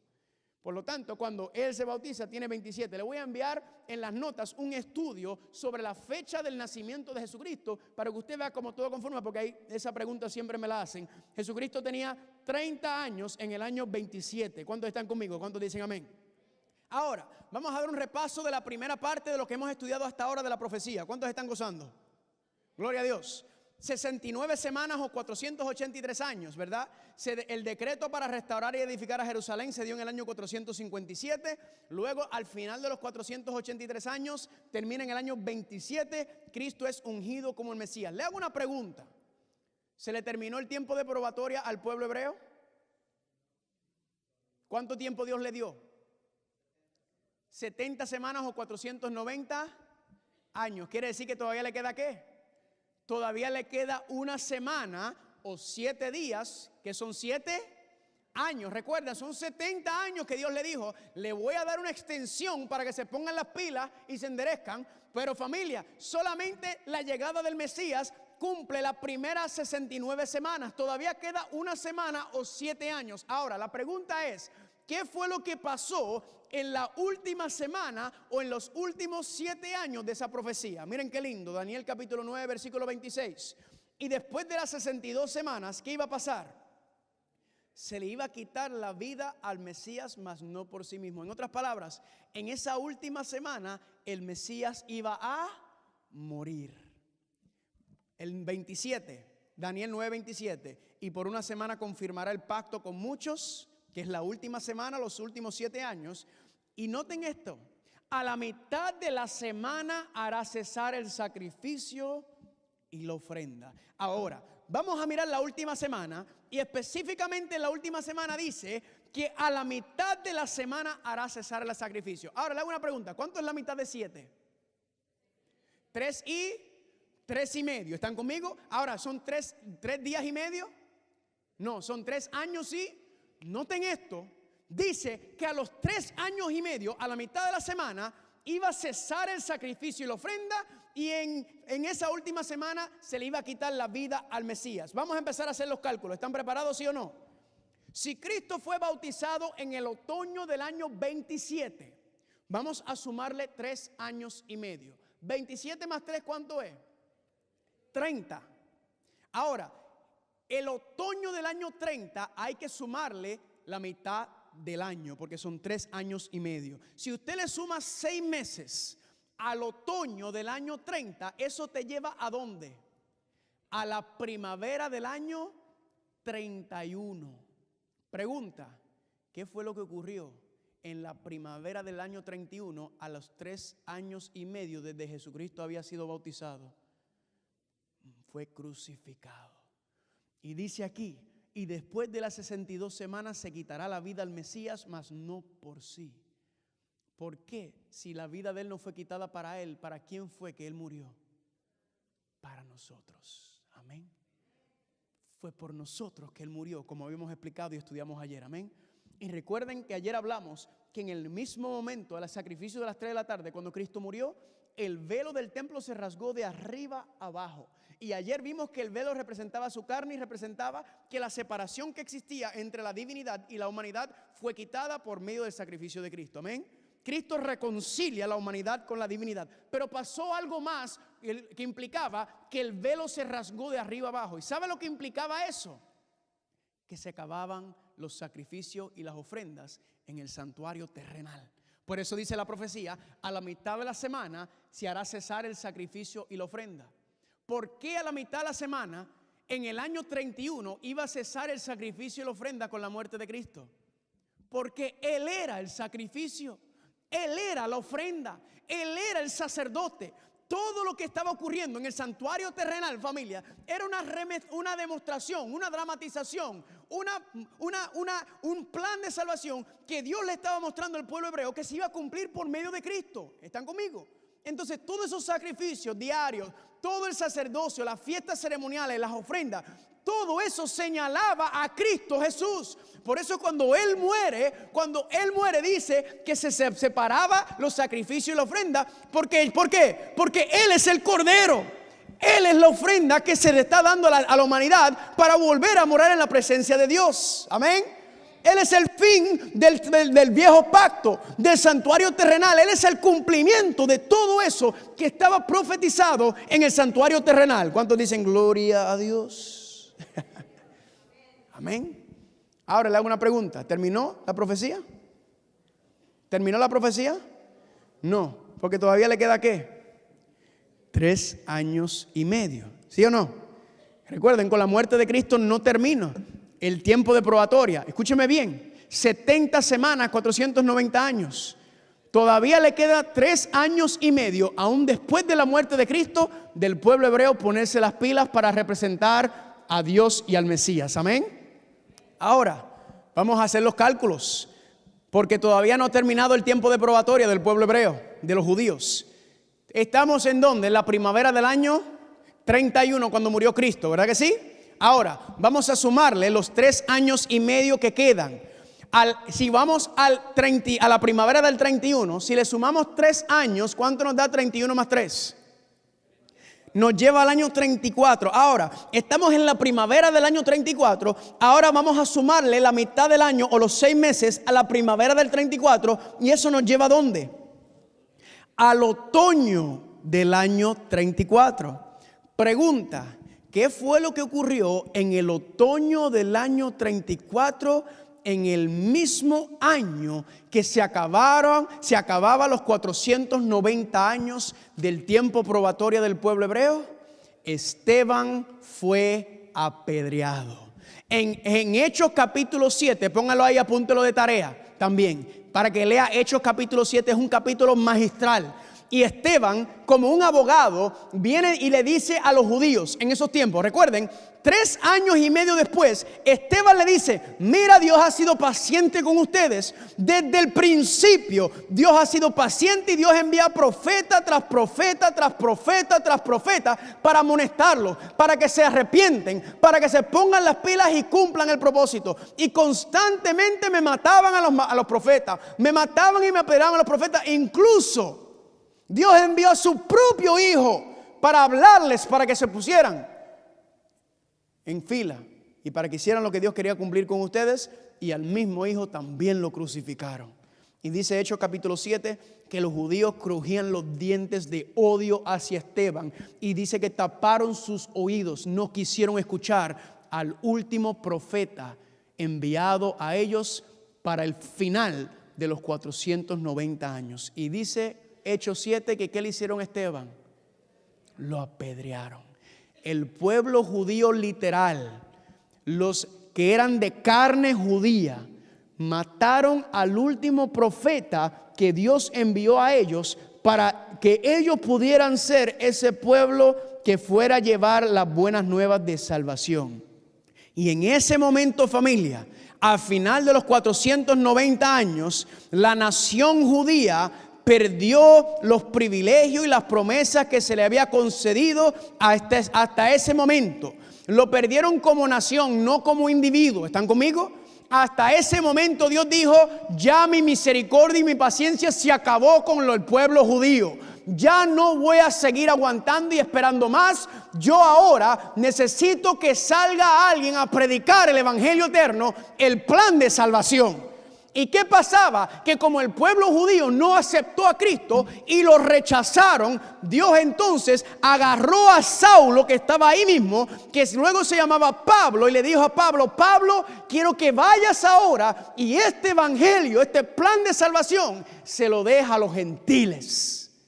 Y dice el libro de Hechos que los gentiles, cuando escucharon que Dios les había dado la encomienda de llevar el plan de salvación, el evangelio eterno de Cristo Jesús, dice que se regocijaron y se gozaron en decir qué honor y qué privilegio llevar este mensaje de salvación al mundo. Amén. Y gracias a eso, familia, el evangelio llegó a ti y a mí. Usted y yo estamos aquí por lo que ocurrió en el libro de Hechos, cuando Dios derramó el Espíritu Santo y esos hombres y mujeres salieron a predicar el evangelio, y hasta aquí, hasta nuestras casas y hasta nuestro país ha llegado este evangelio. ¿Cuántos dicen amén? Ahora, familia, quiero que entienda algo, y esto es sumamente importante. Voy a hacer un paréntesis. Aquí está la profecía de las 70 semanas o los 490 años, y quiero que noten algo muy importante. Esta profecía comenzó en el año 457. Dice 7 semanas para reedificar la ciudad, 62 semanas para aparecer el Mesías. A mitad de semana el Mesías iba a ser quitado su vida, y al final de las 70 semanas o 490 años terminaba en el año 34 después de Cristo. Quiero que entiendan y noten algo muy importante. Aquí no hay ningún hueco en esta profecía. Esta profecía no tiene una pausa y luego continúa. De hecho, no hay ninguna profecía de tiempo en la Biblia que separa la profecía y se toma un periodo de tiempo y se envía al futuro, como algunas personas están haciendo con esta profecía, y han creado mucho malentendido sobre esto. Escúchame bien, esta profecía se cumplió en el año 457 y terminó en el 34, directito, corridito, sin ninguna pausa. Amén. ¿Por qué? Más adelante le voy a explicar, cuando hablemos de la guerra del Armagedón, este asunto y por qué este asunto es tan importante. ¿Cuántos están conmigo? ¿Dónde están conmigo? Familia, ¿ahora entienden por qué los rabinos le pusieron una maldición a esta profecía? Porque si un joven rabino, un joven judío, literal, que está estudiando para ser rabino, se pone a sacarle los cálculos a los 70 semanas, a los 490 años, ¿hacia quién le va a apuntar la profecía que quién es el Mesías? Hacia Cristo. Y como ellos no quieren aceptar, estoy hablando el pueblo judío en general, la nación, ¿están conmigo? Hay judíos que están viniendo y reconociendo a Cristo como el Mesías. ¿Cuántos dicen amén? Pero como nación ellos han rechazado al Mesías, y como nación ellos están esperando al Mesías, no sabiendo que Cristo era el cumplimiento de todas esas promesas. ¿Están conmigo o no están conmigo? Ahora, ¿por qué todo esto? Es bien sencillo, escúcheme bien. La mayoría de los judíos, y le voy a decir más, la mayoría de los cristianos están todos esperando el cumplimiento de las profecías de Apocalipsis en Jerusalén, literal. Todos ellos están esperando que venga el Mesías y saque a los musulmanes y levanten el santuario nuevamente y empiecen a hacer sacrificios nuevamente, porque ellos creen que eso es lo que tienen que hacer para restaurar y retomar el imperio que tuvo el rey David y el rey Salomón. Y todo el mundo está mirando hacia Jerusalén, pensando y esperando que se cumplan esas profecías. Le hago una pregunta. ¿Usted cree que las profecías de Apocalipsis se van a cumplir literalmente en Jerusalén? No, familia, porque el Apocalipsis no nos está advirtiendo sobre Jerusalén. La profecía nos está advirtiendo sobre Babilonia.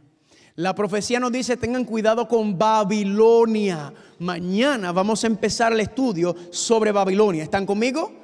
Miren lo que Dios le dijo en Segunda de Reyes capítulo 23 versículo 27. Y el Señor le dijo: también quitaré a Judá de mi presencia, como he quitado a Israel, y desecharé a esta ciudad que yo había escogido, y a Jerusalén y al tiempo. Le hago una pregunta. Dios le había prometido a ellos que si ellos seguían desobedeciéndolo, que Él iba a quitar la ciudad y los iban a apartar. ¿Los advirtió o no se los advirtió? Sí, y mira lo que Cristo le dijo en Mateo 21:43. El reino de Dios será quitado de vosotros. Dios le dijo, les voy a quitar el reino a ustedes por desobedientes. Y será dada ¿a quién? A una nación que produzca los frutos de él. Esa palabra nación en griego es la palabra etnos. ¿Y sabe lo que significa etnos? Significa una raza, significa los gentiles. Cristo le dijo a los judíos, yo les voy a quitar el reino a ustedes y se lo voy a dar a los gentiles, porque ustedes no son dignos, porque ustedes me rechazan y no quieren saber de mí. Y luego Cristo le dijo en Lucas 13:35, he aquí vuestra casa es dejada ¿qué? Desierta. Ese santuario que ellos tanto miraban y tanto adoraban, Jesús le dijo, este santuario no sirve para nada. ¿Por qué? Porque el santuario estaba en pie para señalarlo a él. Todo el santuario lo señalaba a él. Él era el propósito del santuario. Y él dice, este santuario no tiene ningún valor. Y en el año 70 vinieron los romanos y destruyeron el santuario. ¿Saben por qué? ¿Saben por qué Dios permitió que destruyeran el santuario? Porque Dios no tenía ningún propósito para ellos. Porque el plan de salvación se iba a cumplir ¿en dónde? ¿En el santuario terrenal? ¿En dónde? Hebreos 9:24, porque no entró Cristo en el santuario hecho de mano, ¿qué cosa? Modelo del verdadero, o sea, el que se hizo en la tierra, sino en dónde se fue Cristo, sino en el mismo cielo para presentarse ahora por nosotros en la presencia de Dios. ¿Cuántos dicen amén? La profecía dice que Cristo no está intercediendo, no está sirviendo como sacerdote en un santuario terrenal, sino el cumplimiento de las profecías iban a ser a Cristo como sacerdote en el santuario celestial. Gloria a Dios. Ese santuario que está en Jerusalén, que estaba en Jerusalén, familia, no tiene ningún valor, no tiene ningún propósito, familia. Dios quería por el santuario terrenal mostrar el plan de salvación y quería utilizar a los judíos para llevar las buenas nuevas de salvación. Pero el pueblo judío rechazó a Cristo, rechazaron el plan de salvación, rechazaron a Dios. ¿Y qué dijo Dios? Ahora yo necesito un pueblo nuevo.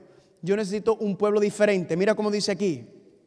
Si Israel y los hebreos se hubieran mantenido fiel a Dios y aceptado a Jesús como el Cristo, hubieran sido honrados como los mensajeros y heraldos del reino de gracia de Jesucristo, de llevarlo al mundo entero. Las profecías de las escrituras hebreas se hubieran cumplido con ellos y hubieran sido exaltados por la eternidad. Pero ¿qué pasó? Fallaron. Desobedecieron y Dios tuvo que buscar otra gente que proclamaran las buenas nuevas de salvación. ¿En quién? En Cristo Jesús. ¿Y quiénes fueron esos, familia? Miren, estos 3 versículos resumen todo. Si usted entiende estos 3 versículos, usted lo va a entender perfecto. Gálatas capítulo 3, versículo 27 al 29. Todos sois hijos de Dios por la fe en quién. En otras palabras, si usted no tiene su fe en Cristo Jesús, ¿usted se puede llamar un hijo o una hija de Dios? Para tú ser considerado un hijo o una hija de Dios, usted tiene que tener fe en Él. Mira lo que dice Pablo, y Pablo es judío. Ya no hay judío ni griego, no hay esclavo ni libre, no hay varón ni mujer, porque todos vosotros sois ¿qué? Le hago una pregunta. ¿Cristo tiene un plan de salvación para los cristianos y un plan de salvación para los judíos? No, dice Pablo claramente, mire, no importa si eres judío, griego, mexicano, chino, africano, haitiano, puertorriqueño, no importa en qué nación naciste, no importa qué idioma tú hables, el plan de salvación es uno para la raza humana y ese plan de salvación se cumple en Cristo Jesús. Si tú tienes a Cristo Jesús, tú eres un hijo o una hija de Dios. No importa ya en qué pueblo naciste, sino que ahora todos en Cristo Jesús pueden ser el pueblo de Dios. Y mira cómo termina. Y sí, condicional o incondicional. Condicional. Y si vosotros sois de Cristo, entonces simiente de Abraham sois y herederos conforme a la promesa. ¿Qué era lo que los judíos decían cuando Cristo les hablaba? Nosotros somos los hijos de Abraham, nosotros somos la simiente de Abraham. ¿Y Cristo qué le dijo? Ustedes son hijos del diablo, porque Dios me envió a mí y ustedes me rechazan a mí, así que ustedes no son hijos de Dios. Ellos se jactaban de ser hijos de Abraham. ¿Y qué dice Pablo? Si tú tienes a Cristo, entonces tú eres simiente de Abraham y herederos de la promesa. Levante la mano los que son simiente de Abraham. Yo, familia, soy no literalmente del pueblo judío, pero sí soy parte del pueblo espiritual. Amén. Soy hijo de Dios por adopción dentro del Israel, porque Cristo ahora sacó a aquellos que lo rechazaron y puso a aquellos que lo aceptaron para que fueran el pueblo de Dios. ¿Están o no están conmigo? ¿Cuántos dicen amén? Dice aquí, todas las promesas que Dios dio a Israel, a los judíos literal, eran ¿qué? Condicionales. ¿Condicionales a qué? A que ellos obedecer. Pero al ellos desobedecer y rechazar a Cristo, esas promesas entonces pasan al Israel, los judíos ¿qué? Espiritual, que son los que aceptan a Cristo o a la iglesia cristiana. Escúcheme bien, cuando en el libro de Apocalipsis se habla de Israel o de judíos, no está hablando de un pueblo literal, está hablando de un pueblo espiritual. El Israel y judíos espirituales son aquellos que aceptan a Cristo Jesús como su Señor y Salvador. Amén. Y si tú lees Hebreos capítulo 11, Pablo dice que Moisés, Abraham, Sara, Jacob y todos los patriarcas y todas las matriarcas no estaban esperando una Jerusalén terrenal en el Medio Oriente. Todos y cada uno de ellos estaban esperando la nueva Jerusalén celestial que está mencionada en Apocalipsis capítulo 21. Amén. Todos estaban esperando algo espiritual, la nación verdadera de Dios. No un pueblo literal aquí en la tierra, familia, sino algo lindo, hermoso y precioso. ¿Cuál es la batalla de Armagedón? La mayoría de los cristianos piensan que la batalla de Armagedón va a ser en el Medio Oriente, Jerusalén literal, y que va a venir China y Rusia y van a invadir y van a tener una pelea con Israel y con Estados Unidos. Ese es el gran engaño del diablo. Esa es la gran mentira, familia, porque Dios nos dice en la profecía: no estén mirando a Jerusalén, miren a Babilonia. Ahí es donde tienen que estar mirando, familia. Esta es la guerra del Armagedón, la guerra entre las dos mujeres de Apocalipsis, las dos iglesias finales. Esa es la batalla final y eso lo vamos a estudiar aquí más adelante. ¿Cuántos dicen amén? Y para terminar le voy a dar un versículo con el cual empezamos y ahora vamos a terminar. ¿Y cuál es el versículo? Lo leímos al principio, Éxodo 19. ¿Qué decía? Ahora pues, ¿sí qué? Si obedecieres mi voz y guardares mi pacto, vosotros seréis mi especial tesoro sobre todos los pueblos, y vosotros me seréis un reino de sacerdotes y una nación. Le hago una pregunta: ¿el pueblo Israel literal cumplió con el pacto? No. Ahora ese pacto pasó ¿a quién? El nuevo pacto pasó ¿a quiénes? A la iglesia cristiana. Y mira cómo dice en 1 de Pedro capítulo 2 versículos 9 y 10: mas vosotros sois ¿qué? Linaje, simiente, escogida, real sacerdocio, nación santa, etnos, pueblo adquirido por Dios, para que anunciáis las virtudes de aquel que os llamó de las tinieblas a su luz admirable. Le hago una pregunta: ¿los judíos están predicando las virtudes de Cristo? No, la gran mayoría lamentablemente no. Usted sigue orando por los judíos, amén, que vengan a los pies del Señor, pero también ore por los mexicanos, por los haitianos, por los puertorriqueños, por los africanos, ore por todo el mundo, porque Cristo vino a salvar y a bendecir a toda la raza humana. Amén. Y miren cómo termina este versículo, qué lindo. Vosotros que en tiempo pasado no eras pueblo, mas ahora sois el pueblo de Dios. Familia, Cristo no vino a morir para darle la salvación a los judíos nada más. Cristo vino a morir para darle la salvación y el perdón de los pecados a toda la raza humana. Y toda persona que acepta su sacrificio, entonces puede ser llamado hijo e hija de Dios, parte del pueblo de Dios, y ahora está encargado en ir a llevar el plan de salvación al mundo entero. Le hago una pregunta en esta noche: ¿será que hay alguien aquí que quiere decir: yo quiero llevar el mensaje de salvación al mundo entero? Yo quiero llevar este mensaje, yo quiero ser ese pueblo especial que salga a predicar ese evangelio. ¿Hay alguien esta noche que quiere decir sí? Póngase en pie. Gloria a Dios, póngase en pie. Si usted quiere decirle, Señor, aquí estoy yo. Ellos lamentablemente han rechazado el plan de salvación. Ellos rechazaron a Cristo, pero yo en esta noche digo, yo sí quiero, yo lo acepto y yo quiero llevar este evangelio eterno al mundo entero. Yo quiero predicarlo con gozo y alegría. ¿Cuántos dicen amén? Yo quiero que todo el mundo sepa que aunque no hay esperanza en esta vida, aunque este mundo no tiene nada para ofrecernos, Cristo Jesús nos ha dado una oportunidad a la vida eterna. Amén. Hay esperanza en la cruz del Calvario. Hay esperanza en el santuario celestial, en donde Cristo no solamente es Cordero, sino que ahora es nuestro sacerdote e intercede por nosotros. ¿Cuántos dicen amén? ¿Es o no es bueno esto? Esto es una cosa sabrosa e increíble, familia. Mañana a las 7:30, Babilonia, la ciudad sin ley. Mañana vamos a comenzar a estudiar esta ciudad Babilonia, del cual la profecía sí nos advierte. Digan, no, cuidado con la ciudad de Babilonia, porque esa es la ciudad de donde viene el gran engaño final. Mañana vamos a empezar a estudiar eso, familia. Familia, no olviden llevar su estudio, sus folletos. Le voy a enviar las notas. Si usted no tiene, si no tengo tu correo electrónico, me lo das a mí o a mi esposa, por favor. Y le voy a enviar toda esta información, todas las notas, todos los estudios para que usted lo estudie y lo entienda. Pero hay una promesa que yo nunca quiero que olvides cuando salgas de esta casa. Y es la promesa que Dios tiene para ti. ¿En dónde, familia? En Isaías 41:10. Vamos a leerlo todos juntos. No temas, que yo estoy contigo. No desmayes, porque yo soy tu Dios. Yo te doy fuerzas. Yo siempre te ayudaré.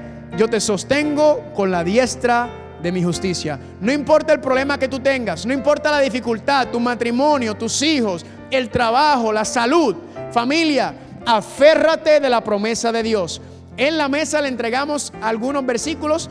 Se quedó la impresora sin tinta. Mañana le vamos a tener más, porque yo quiero que ustedes agarren este versículo y lo pongan en el cuarto, en el espejo, en la puerta, en el baño, en la cocina, en el trabajo, en el carro. Y cada vez que usted se desanime, cada vez que usted cree que no puede, cada vez que piensa que ya no puede seguir, yo quiero que usted lea esa promesa y confíe en las promesas de Dios, porque Dios siempre cumple sus promesas.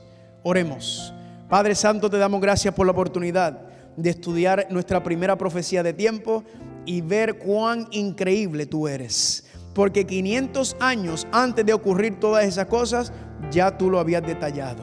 Gracias porque esto nos ayuda a confiar y confirmar más en tu palabra y a confiar y confirmar más en ti.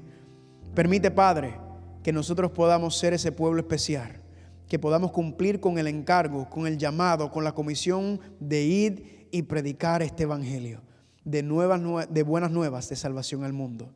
Que, Padre, llévanos con cuidado a nuestras casas y tráenos mañana para seguir estudiando estas profecías fascinantes. Porque el diablo no quiere que vengamos mañana, porque él sabe que aquí vamos a desenmascarar sus engaños y sus mentiras. Y vamos a saber cómo prepararnos para los eventos finales. Gracias por esta bendición, Padre, y todo esto te lo pedimos en el nombre de Jesús.